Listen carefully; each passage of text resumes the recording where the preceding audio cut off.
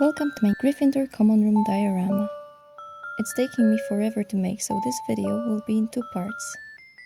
Today I will show you how I built the walls, the floor, the doors, the windows and the fireplace. So let the magic begin. This is what the room looks like in my head. It's not a copy of the film set. I made a paper mock-up to see if I liked the proportions. The scale is 1 to 20. My husband helped me build the walls, and by helped I mean he basically made the whole thing. We used an MDF board, glued and nailed it together. I marked where I wanted the windows to be and my husband cut the openings.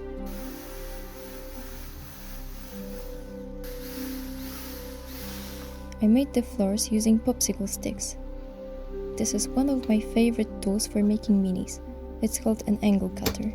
Let me know in the comments if you'd like a video about more tool recommendations.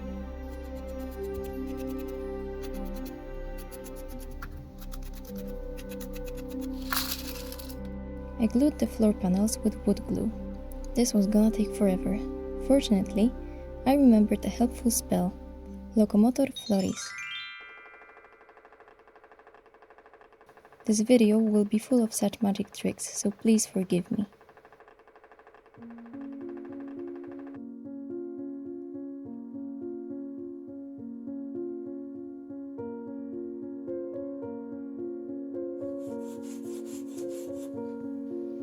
I painted the floor using watered down acrylic paint. This would allow the wood grain to show through. As I didn't pay attention in magical arts class, I had to do it all by hand. But it still looks pretty satisfying. And look at that wonderful light. I used acrylic varnish to finish it all off.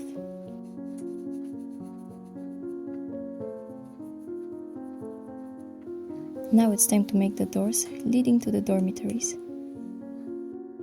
I always imagined there would be 2 pairs of doors. I cut up some coffee stirrers.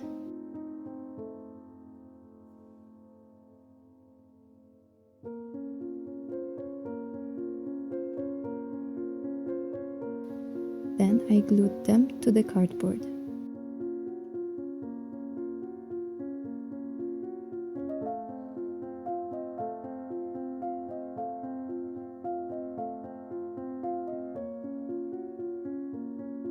I colored the doors with some markers, but I recommend using paint because these markers faded a bit.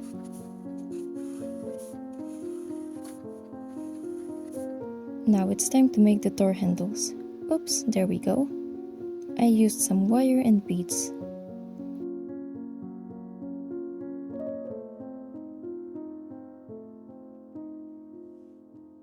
I painted them with acrylic paint without water and then tapped on them to get rid of the excess paint. This way I achieved the aged look I was going for. I glued them with super glue. For the faux hinges, I used a piece of paper, a black marker and a silver marker.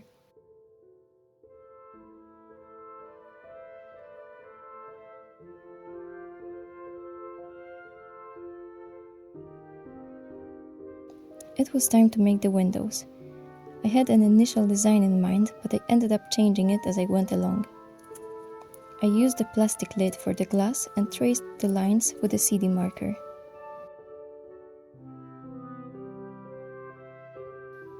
In my head, the windows looked perfect, but when I tried them, I wasn't completely happy with how they turned out. I will probably remake them after I've added all the furniture. Someone suggested adding a bit of color and the wooden frame, so I'll experiment and see which option looks closest to what I imagined.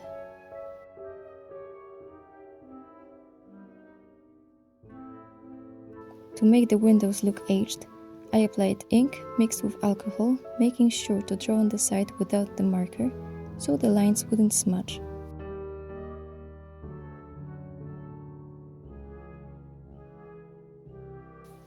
I also added some white acrylic paint for the frosty look.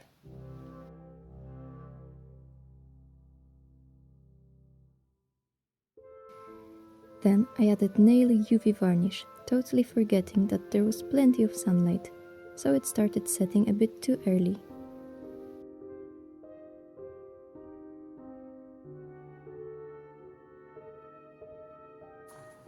I decided to give the windows a diagonal cut along the edges. I think it's called beveling. I cut them using an X-Acto knife and then filed them down. Look at how lovely the dust looks.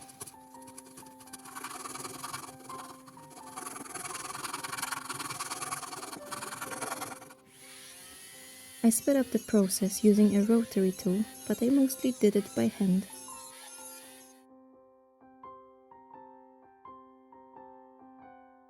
Time to make the fireplace.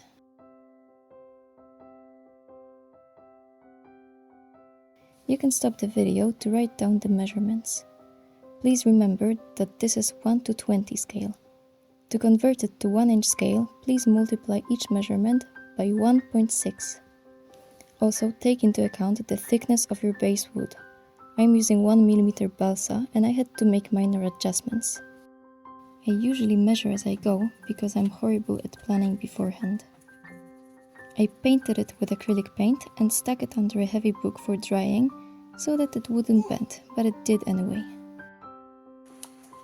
I also cut up some egg packaging. You will see why.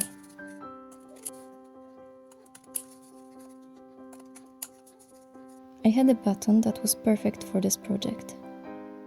I also straightened the back so it wouldn't bend anymore.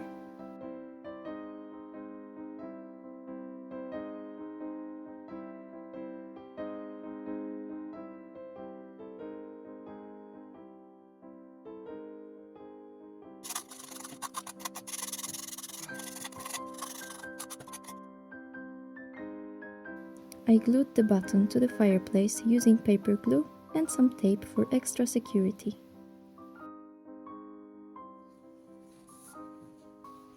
I wanted to make the emblem, so I used an old tea light for that. Please be super careful when cutting metal like that.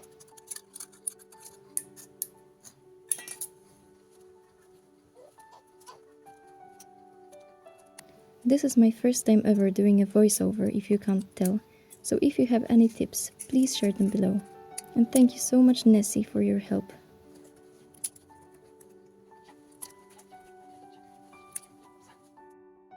I used a nail tool to do some decorative engraving.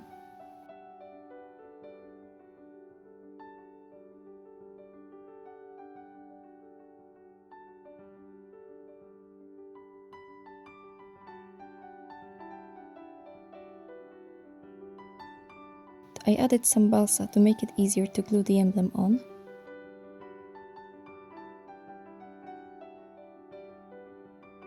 I also bent the edges so they wouldn't be so sharp. It was time to assemble the fireplace. I glued the upper parts together.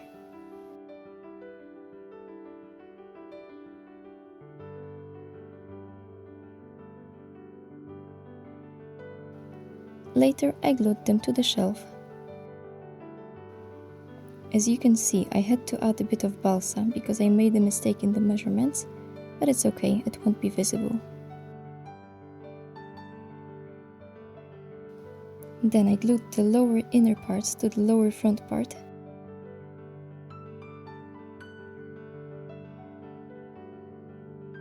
And I added part A. This is where the lower outer parts went. At this stage, it doesn't have to be super even. I will be covering it up. Lastly, I added the top part. Then I started gluing the egg carton, making sure the pieces were more or less even. I like the stone-like texture they imitate. Please enjoy some spontaneous singing and some baby chatter.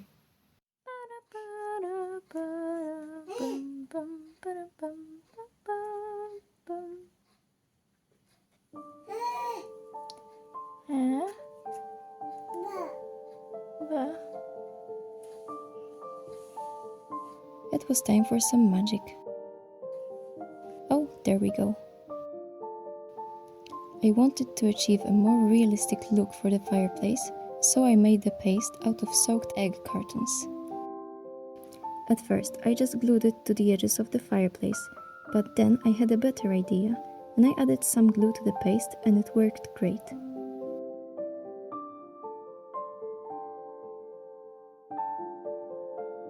I patted it with a tool used for sculpting in clay. I found that using a smaller amount of paste worked better.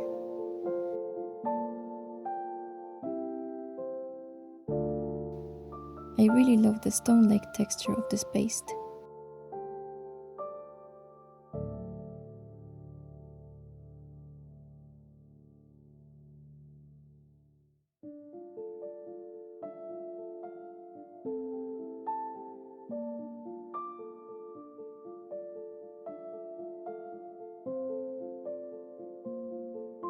It was time to glue the top and bottom parts of the fireplace together.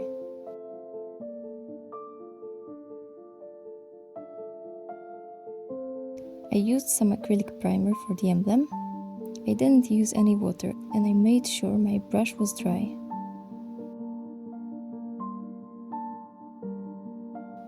I added the primer to some of the stone pieces as well. I used a dry brush for a more natural, dusty finish. I started covering the walls with the same carton and it took me ages to complete them.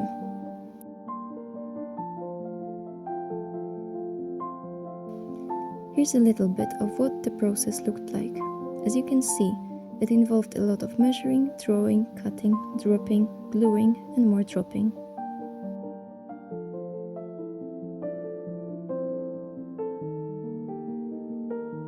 If you liked this video, please give it a thumbs up, it really helps me out. You can also leave a comment and say hi. I love hearing from you.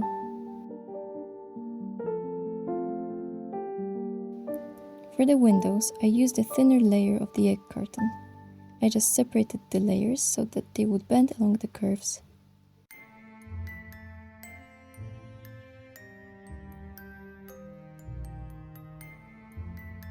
This project means a lot to me.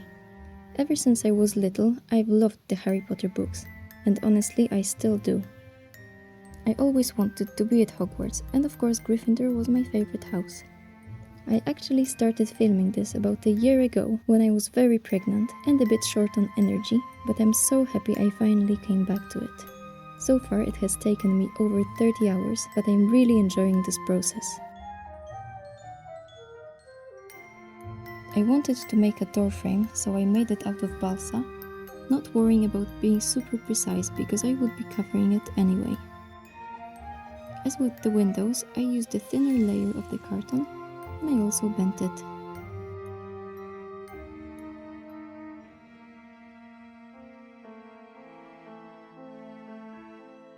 I added some more carton for padding.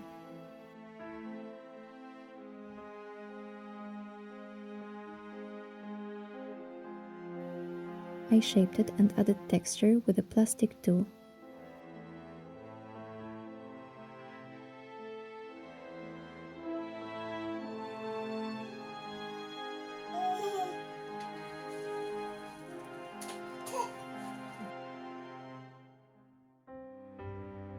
As you can see, I started experimenting with a different way of filming.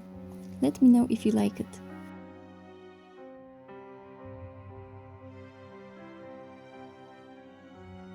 Part 2 is already in the making. There will be furniture, lights, posters, rugs, printables, paintings and a lot more. Click the notification bell so you don't miss it. Once it's ready, I will link part 2 below and there will also be a magical playlist on my channel.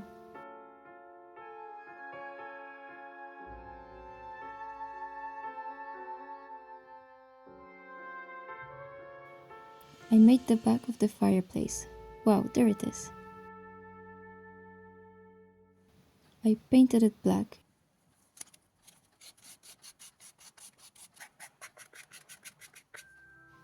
I bet you didn't see it coming. And look at this trick. I promise I will get better at editing. If you're Polish, I think you can guess the shop these eggs are from.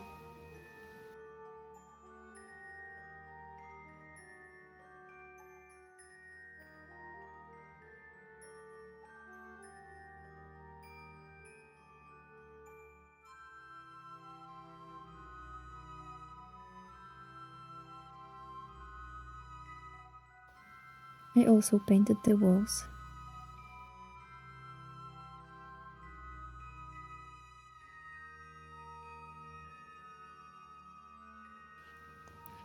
I continued painting the mantelpiece some more.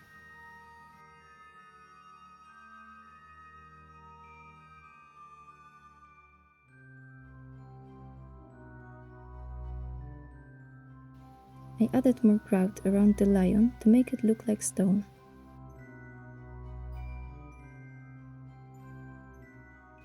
Enjoy some more baby chatter.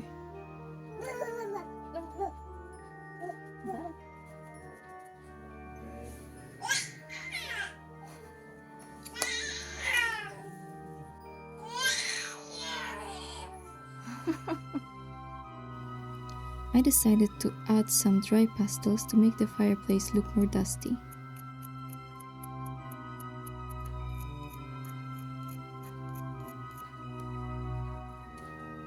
I applied the powder using a dry brush to make it look like ash.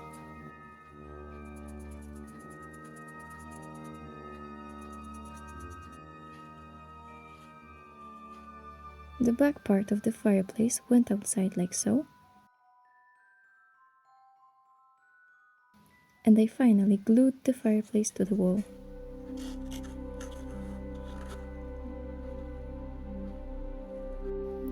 I added more grout to any gaps that were left.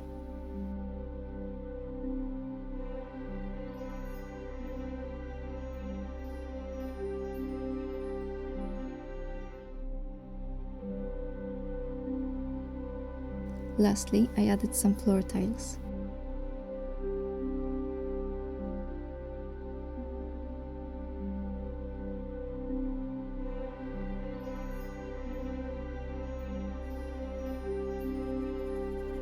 And that's it for part 1. This is the finished look for now.